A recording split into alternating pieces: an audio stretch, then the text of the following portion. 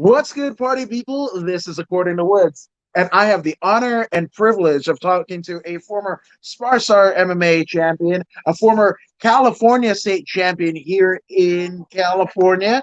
She is the newest signing to LFA, Legacy Fighting Alliance. She's the one and only Reena Norville. Reena, what's going on? Not much. How you doing? I'm doing great. Now, do those I mean, those accolades. I'm kind of missing one, aren't I? Or is that pretty fit? No, I mean that is fit. It was one of those things that I started out with Epic, and I fought for them for a couple times, so I thought for sure I would get a belt with them, but COVID happened, and it is what it is. So I'm missing one, I think, but it's one of those that it'll just be one of those, flies on the wall. It's okay.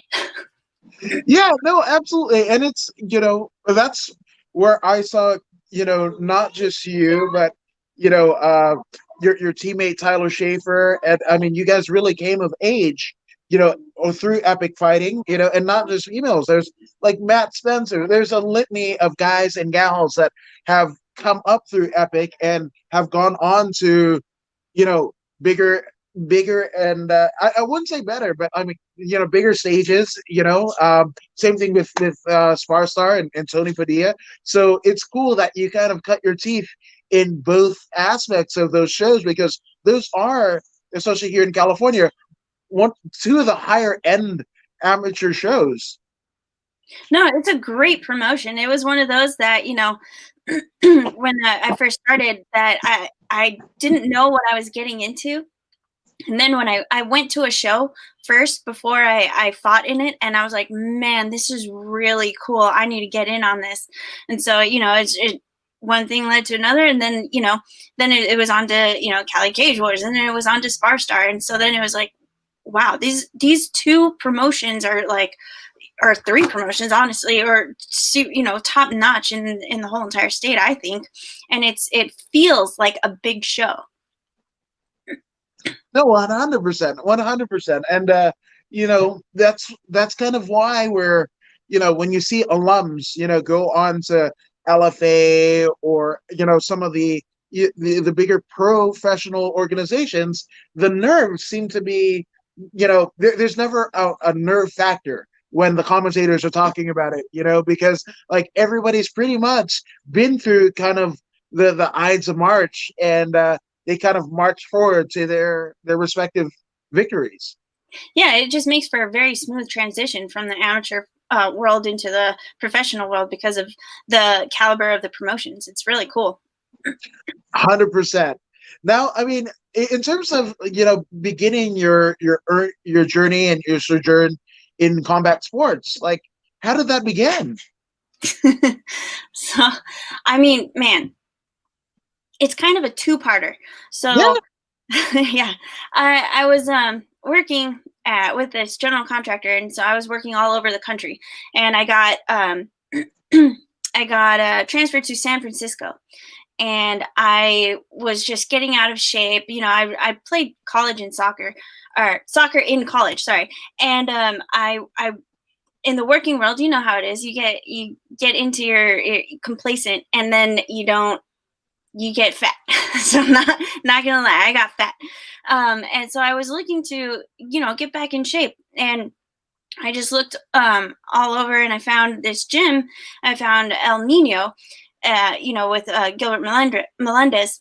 And so I came in, and I did like this little private thing, and I was like, oh, this is really cool. So then, they talked me into trying jujitsu, and I tried that for a little while. And then, I was just barely getting good and, a decent, or whatever you want to call it. But I had just gotten my very first submission, like live rolling submission.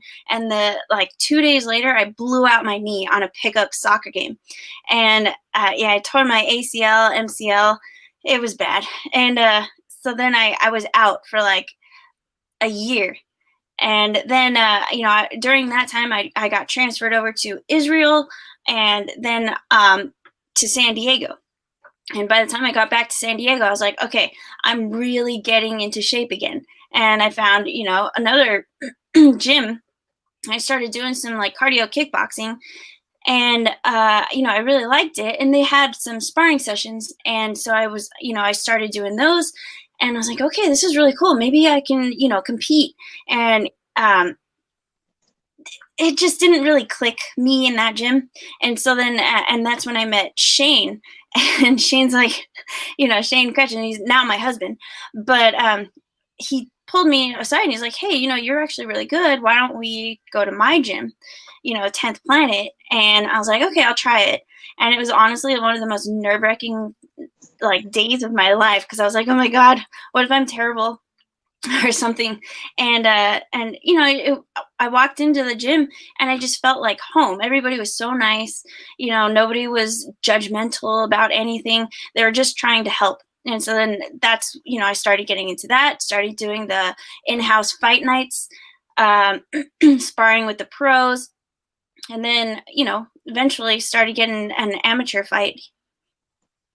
Wow, and I love how like just effortlessly that like, oh, I just wandered into Gilbert Melendez's gym, right? I just happened to be training with Shane Crutchin. I happened to go to 10 Planet Jiu-Jitsu. Like you couldn't have gotten a better start in terms of your MMA career. Like that's so cool. It is really what, because I really had no idea. I had no idea what I was getting into, what type of gym it was. I had no idea that it was, the caliber of these gyms that I was going to. And then once I realized, I was like, oh wow, that was really lucky. Yeah, and then looking back, right? Like, especially Gilbert. There's Gilbert. There's his wife Carrie, who is, I mean, a totally accomplished. Much like you, right? So Shane Crutchin, that's a big damn name in the MMA sphere, right? Same thing with Gilbert Melendez, but like you too, Carrie, and you, Rita, are badasses in your own right. Like even it's not like you guys are playing second fiddle. Like I've seen you guys fight. Anybody that wants to question the validity is just like out of their fucking minds. No, it's cool. I actually trained with Carrie for like 2 days before I blew out my knee, and she was so super cool, super nice. I love her. I wish her the best. But yeah, now I'm down south, so I can't really train with her that often. But man, the people I'm training with now is no joke either. So No, and I mean we'd be remiss not to talk about obviously your gym. You train under the self-proclaimed Broadfather, but I'm not going to contest him one bit. One Manolo Hernandez and Huracan, and my goodness, the level of talent, and it's not it's the level of top level talent that just happens to be female, right? Just happens to be female. It is incredible. You've got, I mean, and for those who don't know, I mean, go ahead and educate some of your training partners. well, man, my even in this fight camp alone, I have, Alima Lay McFarland, who I've been training with, Juliana, Killer Miller. We've all been training side by side this whole entire time. She's no joke as well. And, even Pearl Gonzalez, uh, geez, even Liz Carmouche is still helping me out here and there. These are top notch, if not the best team I could ever ask for. Yeah, and again, in terms of, when folks get into gyms, right? Sometimes it's like not the right fit, maybe not the right training, and then when you get to like, I don't want to say legitimate gym, but I mean when you get to a more kind of seasoned gym, right? And then you're coming in with prior training, and you gotta have to undo some of the bad habits and what have you. You didn't have to do that at all, at all. Not really. No, I was pretty green. Literally just cardio kickboxing stuff, with a little bit of sparring on the side. So, I was kind of like a blank canvas for them, and to mold me into, a vicious fighter, or technical, all that stuff. No, 100%. And Jesse Velasquez says, you know, Like, how long have you been doing martial arts? Sounds like you caught on pretty quickly and just started fighting, you know? It's actually, it hasn't been that long. No, I'm really, I, like I said, I've played sports my whole entire life. I played soccer in college. I did rock climbing. I've done all sorts of sports my entire life. Sports comes easy to me, but the mental part of the fight game is no joke. So it's a different form, but it's that is, I think, the hardest part of the fight game is just the mental game. But I think when was it? I think it was 2016 is when I started really getting into Muay Thai with that cardio kickboxing stuff, and then the next year, 2017, is when I got serious about doing jujitsu, MMA, and that's when I started doing the pro classes, the pro sparring. And 2018, I think, was my first amateur fight, and then my last one was over a year ago. So Yeah, COVID it actually that up. funny enough, it actually came on my Facebook timeline. You and your precious stepdaughter and Shane and I mean, we did that interview, the post fight, and it was still to this day one of my favorite interviews because it was so genuine. And it's why I love people in combat sports is just you get to see everybody, and you might not think it, looking from the outside looking in, but like the best people and the best kind of intentions happen when you're kind of beating somebody up. Well, I mean, that's the beauty of this sport. It's like the only sport where you can sit there and beat the crap out of each other and then give each other a hug and say thank you after. Yeah, 100%. And that's why it's so crazy to me in terms of when people after the fight are still not cool. I'm all like, wow, that heat must be really, really strong because I mean, there's nobody, not your spouse, not your coaches, not your training partners, nobody in the world but the person standing on the other side of the cage or the other side of the ring, or rather, they're not going to know exactly what you went through, but each other. Very true. Yeah, it's weird because get preparing for a fight is so difficult. It takes such a toll on your body, and then it's just like any other sport work. You have good days and bad days, and sometimes you get down on yourself. And I know some people have a really hard time getting out of that, and it's one of those things where it's like, okay, today's a new day. Yesterday sucked. Today's gonna be better. You gotta just move forward, and even that has to go through even in the rounds. Like first round, okay, wow, that sucked. You gotta pick it up. New round, new slate. It's all you. No, 100%. And Jesse kind of saying, hey, yep, where you're at, that's a great school, and it helps a lot to, essentially be in a good surrounding, and one of the best girl fight teams, I can't even think of any better, to tell you the truth. And exactly. Now, Rocky Nelson wants to know, what is your favorite part of a fight camp, getting ready for a fight? Is there really any good part? Because then you start cutting weight, you're training more, you're getting hit more. I don't know. I guess the recovery part at the end of the night. Yeah, no, that's, I mean, and it's funny because, a couple people have kind of commented, like, will get the most, both male and female, the most amount of comments on social media, the most amount of positivity stuff, like body positivity stuff, like after they see a weigh-in picture or after that weigh-in picture is posted, and you gotta go like, no, I was literally close to death. Like, don't get it twisted. Like, that was me, like a prune. Like, I went, yeah, like not a prune, but a raisin. Like, I went from a grape to a raisin. Like, that is, if that's what you're trying to go for in terms of what you think is whatever. I mean, I'm gonna give you some cautionary tales. Yeah, that's hard because I mean, the entire camp, you're sitting there, you're cutting down weight here and there. You don't want to cut down like 20 pounds in a night. Like that's just crazy to me. I know some fighters do it. Don't get me wrong, and it works for them, and that's cool. Doesn't work for me, but I try to.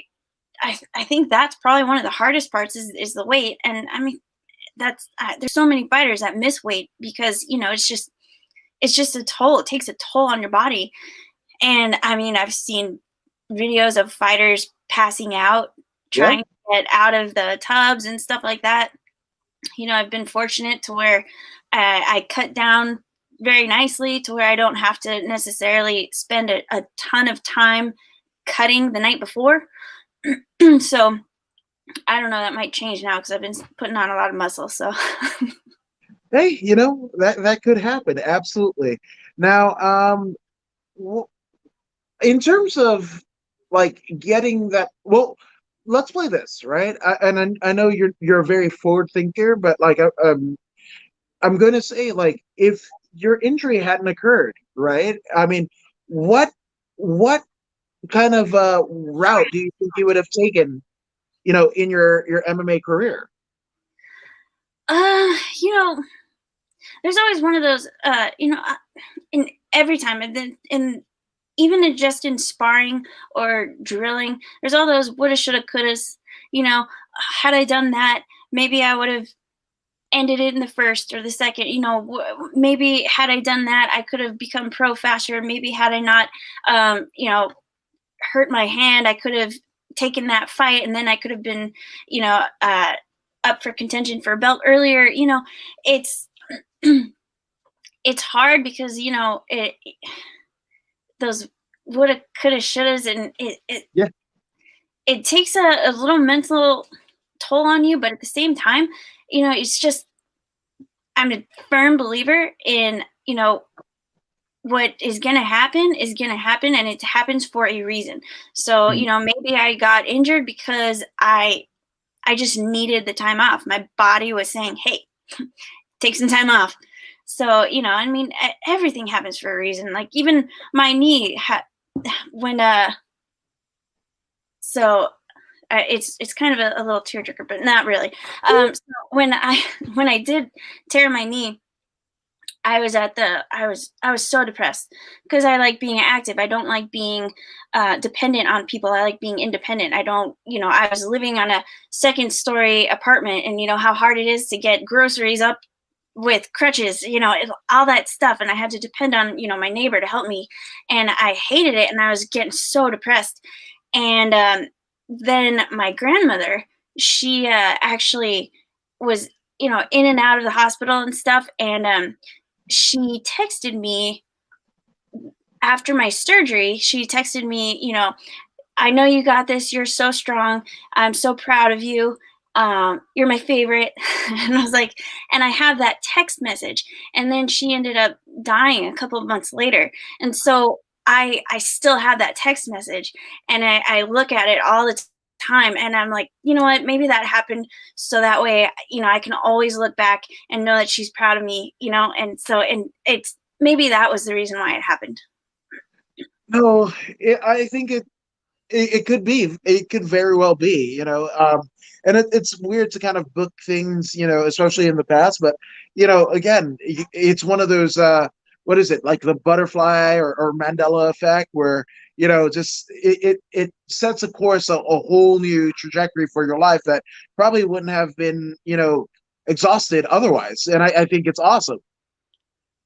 Yeah, the people that I've met, probably wouldn't have met them had I not gotten injured. It's all sorts of things that, I'm just, and it's one of those things that, it's just, I'm the place that I'm at now is not the same place that I would have been if this had happened or that had happened. And I'm truly grateful for where I am right now. So I couldn't ask for anything more. I mean, the injury sucks.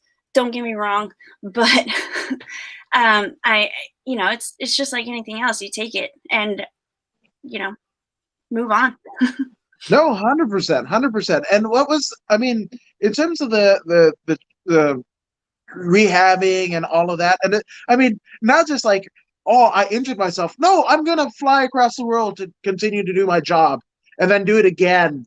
Like, Yeah, that's why it whoa. took me so long to get back, was because I had to put my rehab on hold, and I was doing, certain things by myself, but it's not the same. You know how it is? It's like doing a home workout. It's not the same without your coach yelling at you, "Hey, do better." So it took me probably twice as long as it probably should have, but at the same time, I saw the world. During that time, I went to, what was it, 12 different countries in 12 months. And so, I mean, I just took advantage of it. And that's, I mean, that's not just your methodology behind fight, but I mean, that's your methodology in life, because you are somebody that, has answered the call. Most people are like, oh, when am I going to get my chance or whatever? Like, you've been able to create opportunity for yourself, and obviously, you've got a dream and a goal in mind, but you've also put the work and effort behind that dream. And again, oh yeah, that California state title right behind you. Oh, that's literally, yeah, that's literally, proof positive that, you know what, you did okay. Yeah, I mean, I always try to find the good out of everything. And, with that injury, it was really hard to find the good at that moment. But, like I said, months later, it kind of hit me that, certain things fell into place. And I was like, okay, that was needed, and and all that. It's like I the things that I have done and seen since, and just because since I was living in Israel, it's like every I think it was like once a month I would go to Europe, and it was dirt cheap going from Israel to Europe. The flights are dirt cheap. I went to Berlin for airfare, hotel, and food. I think it was less than like $700 for all of it. So, I just took advantage of it, and I wanted to see everything and do everything that I could. So, it's just, yeah, it sucked being injured, but you know what? I get to see some of the stuff that nobody else gets to see. And like, some people have never even left their city. And here I am seeing the world. No, 100%. And now I gotta ask, like, what was some of the your favorite moments, or like, just the feeling behind that amount of freedom that you're presented? Because sometimes, let's say if you were trading around those times, and your coach Manny, right? You're like, no, you got to be at practice here, so you couldn't make those trips. So I mean, was there any kind of thing that, whether that the experience itself you learned about yourself, or like just the experience being so open, like, and like, how was all of that? It was so much. So I got to learn a lot about myself, learning how to be alone by myself, because there's some times where I went to these countries by myself, and I went to most of these countries with one of my really good friends, but for the most part, like, it was just like me, here, there, and especially on the weekends, going to all these crazy places, going to the Sea of Galilee on the weekend. And like, who does that? And you're learning about history, and you're learning about yourself, and you're learning about different cultures, and how, like, our culture is so much different from theirs, but it's not bad. And you're seeing different aspects of it, and it helps you grow, like, even just trying to see what's going on in the world now, and how people can sit there and think this way. But I kind of try to put my feet in their shoes, and so it's like you learn, and you try to listen more and understand people, and that way you're not just sitting there throwing something down someone's throat saying, no, you're wrong, you got to do this. No, because it's not the way the world works. Everyone's different. No, absolutely. And especially, I mean, I love that you uttered those words in this time, because like, that's what everybody's doing, is like, "Wah," and theoretically speaking, it doesn't matter what side you're on, doesn't matter whatever. Like you're in the human race, right? And us with the differences and everything like that, it's like flavors, right? Like flavors on a steak and what have you. There's different, carne asada is different than Kobe beef and whatever. They're all good, right? But just different flavors, kind of present itself. Or I mean, there might even be a vegan alternative to what I was saying, So Yeah, so yeah, many you don't even realize that are out there, and you're like, holy crap.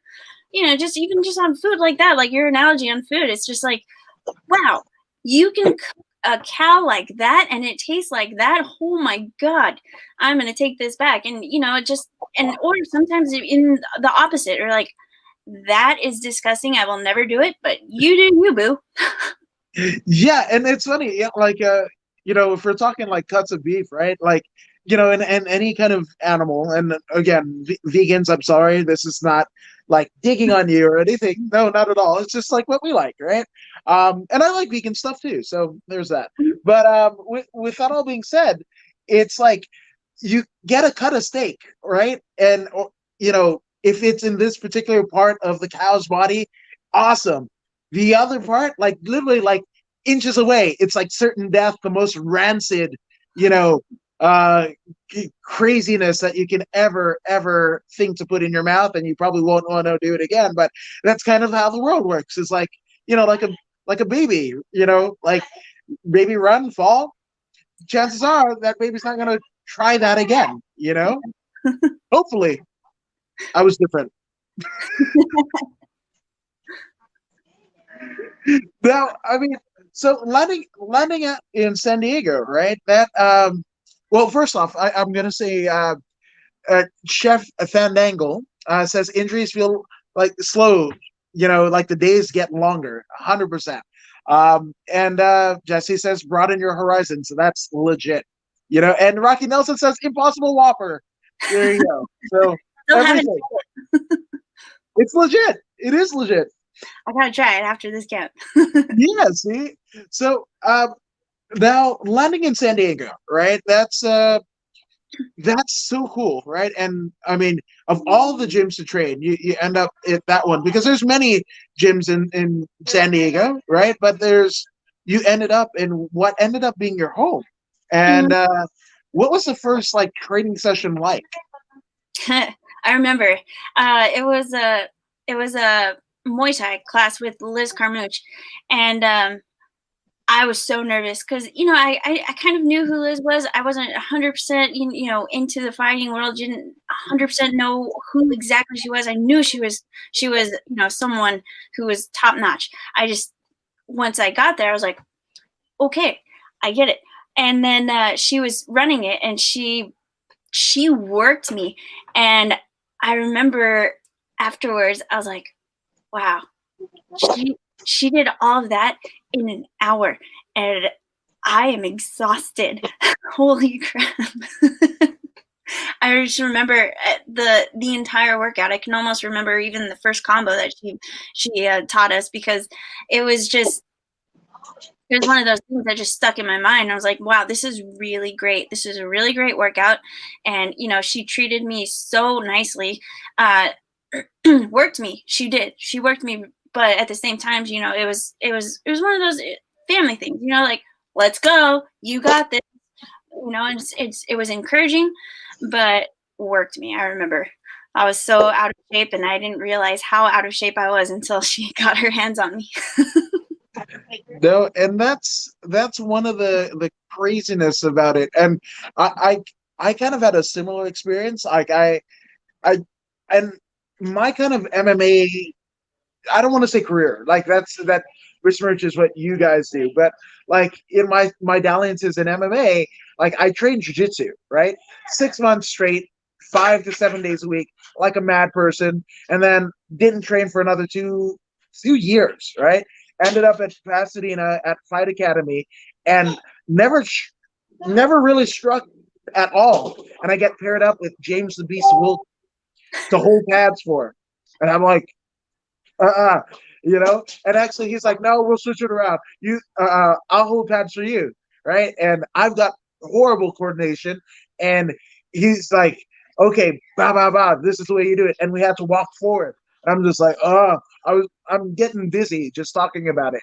And then he goes, all right, you got it. Hit me harder. And I'm like, no, no, because I'm literally looking at him. He's a mountain with a head.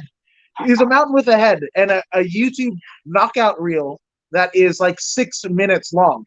And yeah, it's nutty. But that was like my first deal.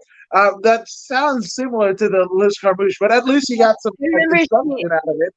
Yeah, afterwards, after that, the combos, she does like a little conditioning session afterwards, and she had us basically, what is it called? This where you're on your back and you have your hands and your arms and your legs out, Oh yeah, and they're sitting there hitting your stomach, and I'm like, man, I don't have a six pack yet. Come on, let's take this a little slower, please.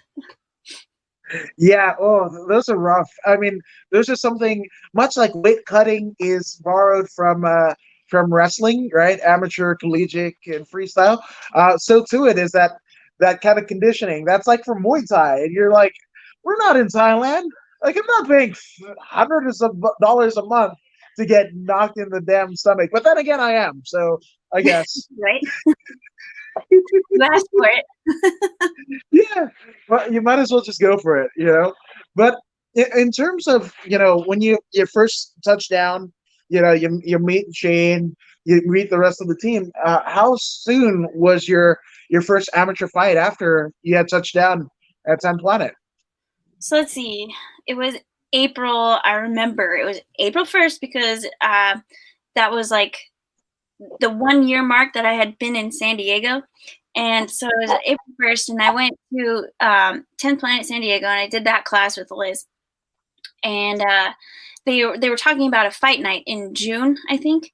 And I was like a little bit nervous, and I was like, kind of want to do it because I'm really competitive. And I was like, man, it sounds like fun, but I have I get, a little bit of anxiety, because I'm like, I don't know what to expect, I'm like, I don't know.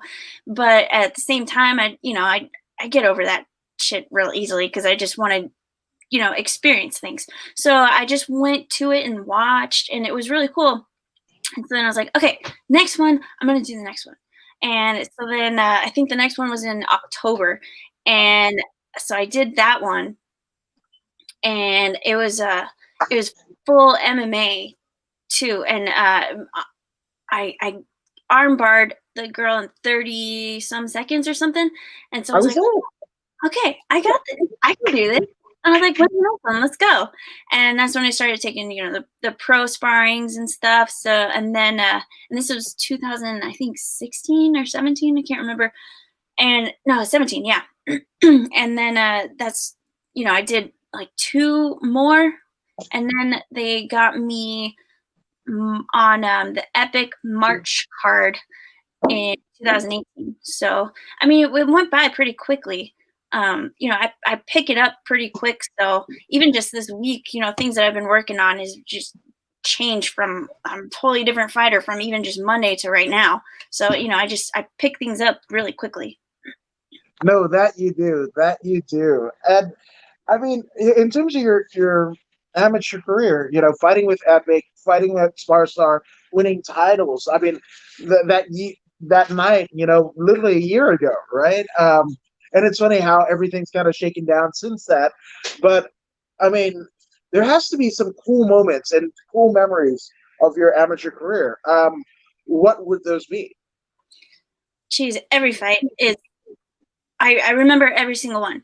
I remember every single one. I even remember the dates. Like the first one was March 8th. No, sorry, May 18th, that 2018 for that Epic one. I remember the exact date, all that kind of stuff. I remember walking in, and I was kind of a little bit like stunned, shell-shocked, and get into the cage, and the first punch that she threw, because I kind of froze, and then I realized, oh, right, we're fighting. And then I just came back, and 18 seconds later it was a TKO. So, those first 3 fights were really cool because they were all TKOs in the first round. Well, third fight was a second round TKO. But, they were all TKOs. And, it was really cool to walk out of the cage having that kind of finish on my record and to see what it feels like, because, I, I spar with all these girls that are so high class. And, it's like every once in a while, you get something on and you're like, yeah, that was a good day. But to actually feel what they potentially feel when they're in there knocking people out, and you're like, oh, that's what that feels like. Cool. I like it.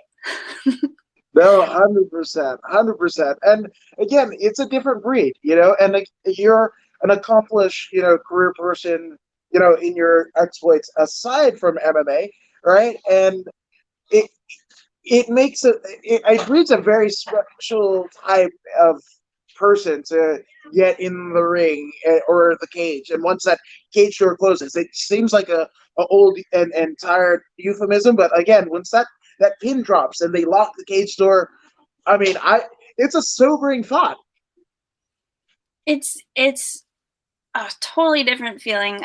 Even because playing soccer, you have all those girls next to you. And so it's one of those things where it's like, we're in this together. We got this. Once that cage door closes, it's you. That's it.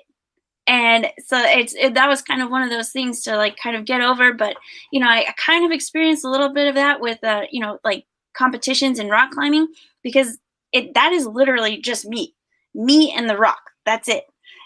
Sometimes the rock wins and I fall, but, but it's all a mental game too.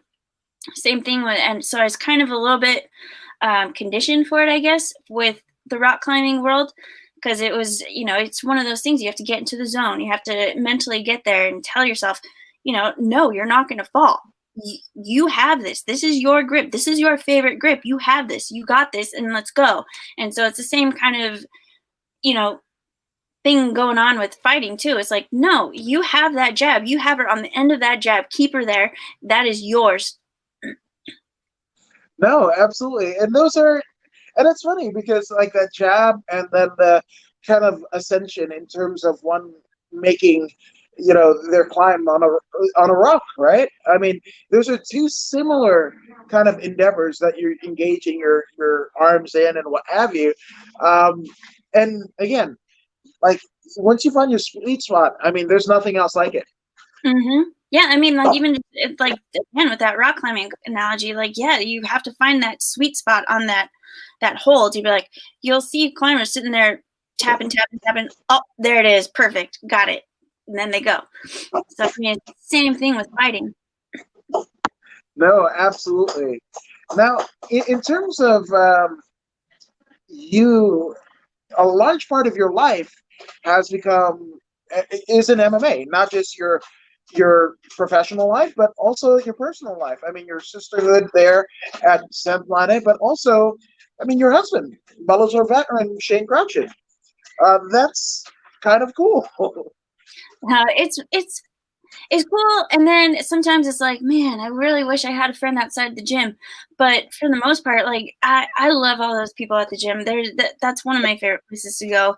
I wake up in the morning, like, okay, when am I going to go to the gym today? It's one of those things, and talking to my girlfriend, oh, what are we doing? What'd you do last weekend, or what'd you do last night? And then it's like game time.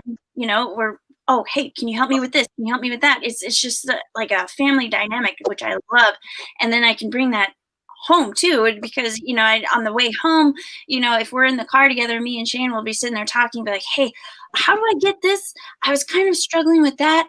And then, we talk through each other, oh, you did such a great job with this and that. And it's fun to be able to have that connection in a relationship as well.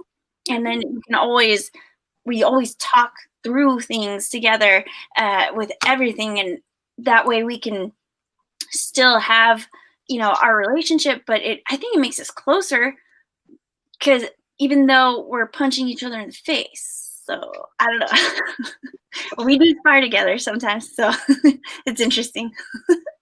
It is. Well, Amanda Nunes and her wife, they do it, and I mean, I guess, Raquel Pennington and Tisha Torres, same, so it's a unique dynamic to say the very least. But again, it's cool not having to explain, like, oh, honey, I gotta wake up, or I gotta do this or whatever. Like you guys both innately know what each other needs, or when to step off. But it's like even just, even like today, it's like, hey, what time do you need to eat? Because everything's spaced out, perfectly. Like I can't eat right after practice because my stomach needs to settle, so I need to eat at this time. If I wait any longer, then my stomach's gonna be upset, like, and he knows that. And then he'll come out and be like, here's your food. I'm like, oh, you're the best. And he understands it. He knows that, like, different dynamics of that for, oh, you have to eat, this, like, say an hour before practice, because then if you don't, then you're going to be tired. But if you eat too close, then you're going to throw up in practice, all sorts of tiny little things that people don't realize, but we're so in tune with each other. Like I know all that stuff, like his whole entire routine schedule, and I understand it. I get it. I don't have to question it because I do it too. No, 100%. Now, Chef Fandangle says, congratulations on the LFA fight. We got to talk about that, because that is, especially right now, we were talking a bit off air, in terms of LFAs and people who have fought on and had a good showing, especially in this kind of COVID era of shows. It's 100% success rate. They either get called to either Bellator, UFC, at the very least, Dana White's Contender Series. So, I mean, this is a huge platform, making one of your early instances of your professional career. That's got to be kind of cool. No, it's amazing. Like, I literally no words. Look, listen, I can't even find the words. It's one of those things that it's just like, man, it's actually happening. It's happening. Holy crap. It's kind of like what's in the back of my mind right now. And it's like, because, I see all these girls, that I fight with, and I'm like, okay, one day I'm going to be there. One day I'm going to be like her, and it's like, holy crap, it's coming. It's here, and it's something that I've worked really, really hard on. And, and they've helped me out so much. Coaches and teammates, they've helped me out in so many ways that I can't even begin to say thank you enough. But it's still kind of mind-blowing, I guess, to me. I still don't really have words to me or to it, but I just so grateful and thankful for the opportunity and for all the people who helped me get here. I just and I hope that it's way more to come too.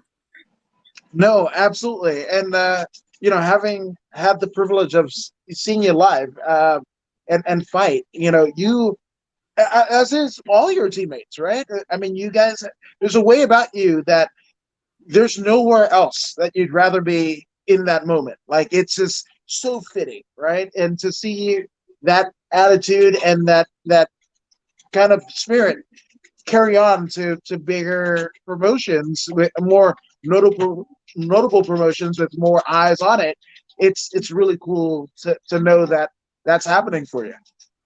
Yeah, still don't know. So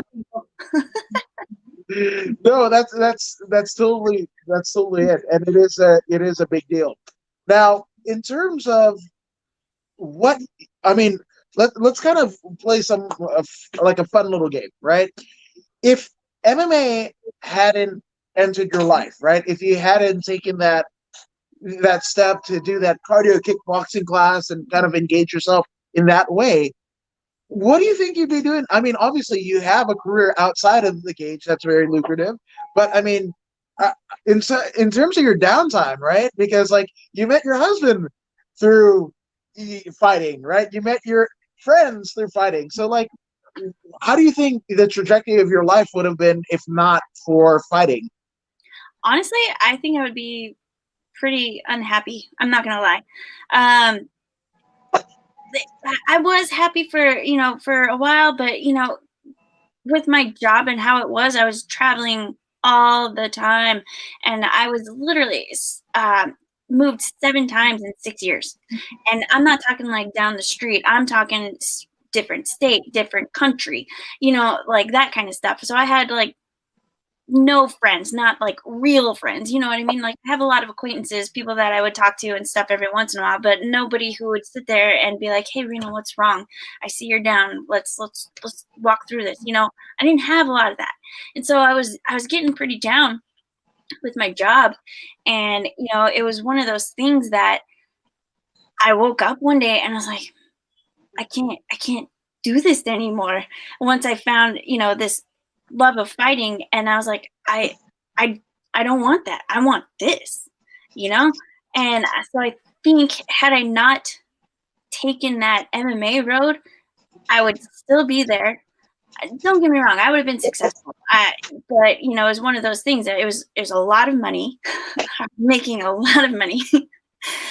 But at the same time, it's like with a lot of money comes a lot of sacrifices, and so like family was kind of a sacrifice. I wasn't really able to have time for that or anything, and and for things that I loved, I could barely make time to just do cardio kickboxing, you know 3 or 4 nights a week, and that was kind of my free time, the thing that helped me decompress and be happy. So I think if I hadn't found that, I would probably still be there, and I would probably be still single and wondering what is wrong with me. No, I mean, I get there too, and I'm not even as, I mean, not to say I'm not as involved, but I mean, just like athletically, not there, not there. But it's cool, just to think that the fighting has kind of encompassed a portion of our lives, our personal life, our dreams. Our dreams are MMA oriented, are combat sports oriented. Like I want to get a title. I want this title. I want to fight here. Like like who could I interview? Like it's all MMA based. Like it's funny how your mindset just kind of changes. Yeah, it's crazy, and especially like as you get older and you start realizing like different things that kind of matter a little bit more than what they did when you were younger. It's like your priorities change, and then you're just like, wow, how did I end up here? Wow. No, 100%, 100%. And it's all about the peaks and valleys of not just life, not just fight, but just as a person, the journeys that you're on, right? And you know, it's kind of fun because like you train with some of the, I mean, the most marquee talents in the world when it comes. I mean, literally, champions or title contenders. I mean, that's essentially what encompasses your gym, right? And not just in MMA. You're talking about like the Freaks. I mean, those guys. The Geo and Boogie. My goodness, they are just so next level in terms of what they bring to not just jujitsu but all combat sports, and especially like Boogie's doing MMA now, and it's just so cool because it's this convergence of just awesome. Yeah, I mean, gosh, Boogie and Geo have changed the jujitsu world, and I couldn't be happier to train under those guys. Even PJ Barch. Like those, man. I They are the top jujitsu players or contenders, in the world, and that is really cool to have training under that as well. It's not just the women too. Man, the men we have are killers as well, and it's really cool to have so much insight from Boogie and Geo and PJ, and even like Shane. He teaches me certain things that people don't even remember that was a thing back then or something like that. It's like, and all this different vast knowledge just comes down right onto me, and I'm like, oh my gosh, I hope I can like take it all in every single night. I'm just sitting there like trying to be a sponge. I really am. And to try and just absorb all of their knowledge and talent, and it's really cool. No, that it is, and and it's just that kind of panache for learning, and just knowing that, I'm not like I'm literally like not the most important person here. Like there are people that are like so many notches higher than me that I could just kind of take from and sample and apply it to my life, and it's got to be cool. No, it's amazing. Now, oh, and our friend Harvey Castagnolo going, "Hey, Reed Bean, what's up?" How's it going, Harvey? Love you, boo. Yeah, man, he's a hashtag good brother. That guy. Yeah, Um, he's a great guy. so, I mean, obviously, not looking forward to any, your next fight because again, it is a big one, and for LFA, that is a big stage to be on. But if we're playing like a dream matchup, right?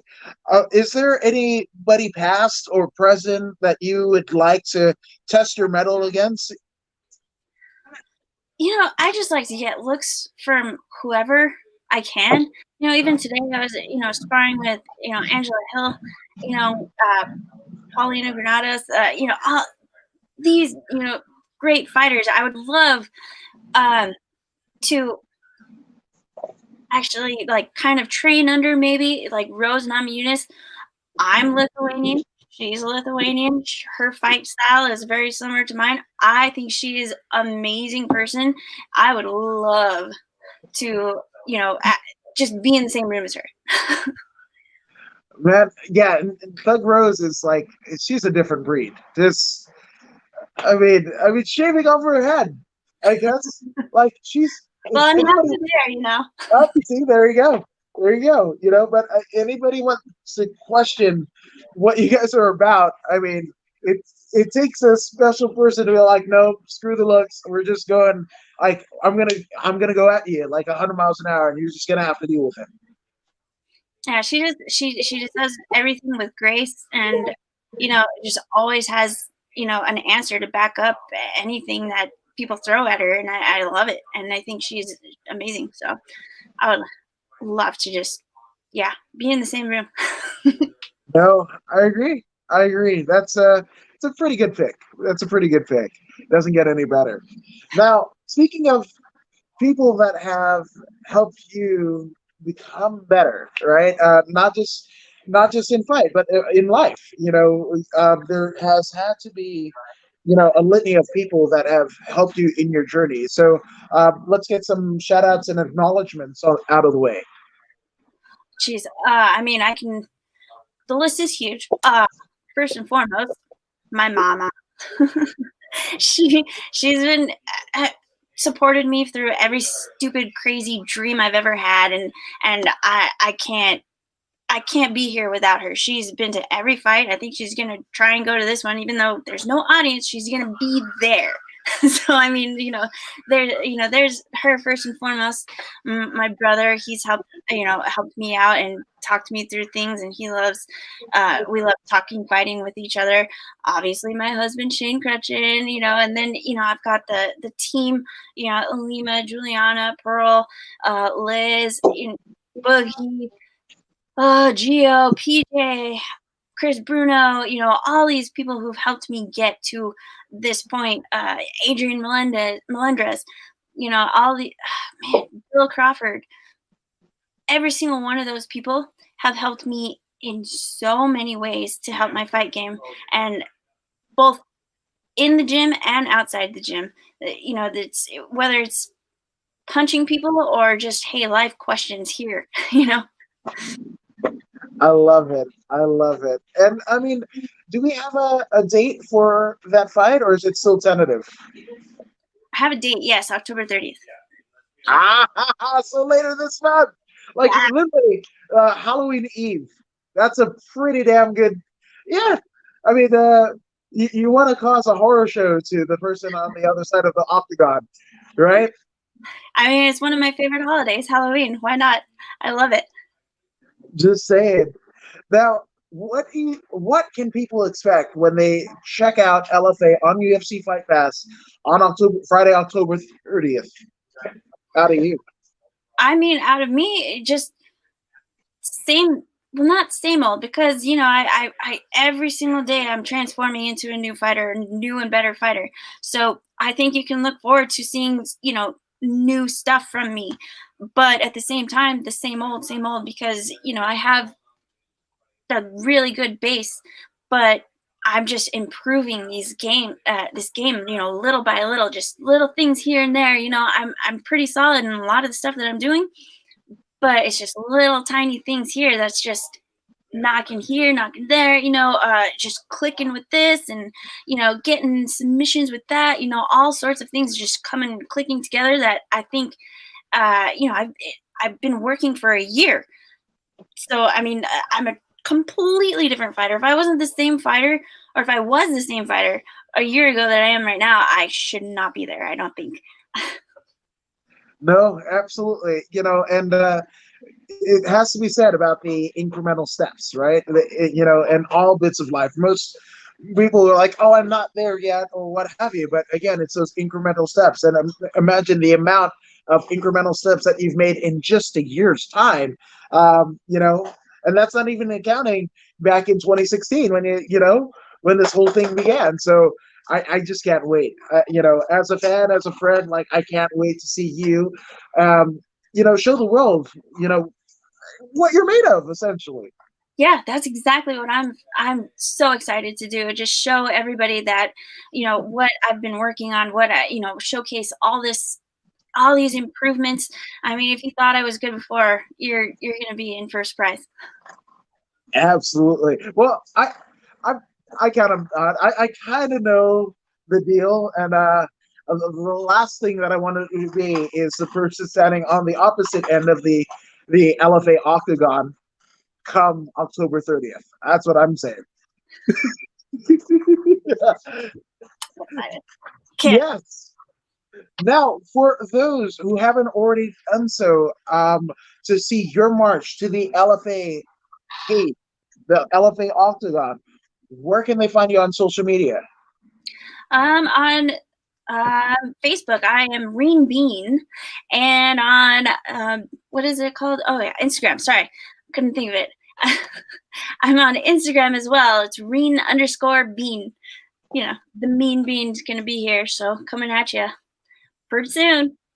Damn right. Yeah, we're a couple weeks out, and I couldn't be more excited for you, for just the sport of MMA, because I think another a notch on the evolutionary chain is going to be put on a pedestal come October 30th. So I cannot wait. Reen, it has been an honor and privilege of having you here. And again, we can't wait until October 30th. We want it to be here like right now, if not sooner. But thank you guys for watching us. And if you haven't already done so, you might, you know what? Screw me talking. I'll let somebody else do the talking. Hey, this is Zeta Zhang. Make sure you subscribe to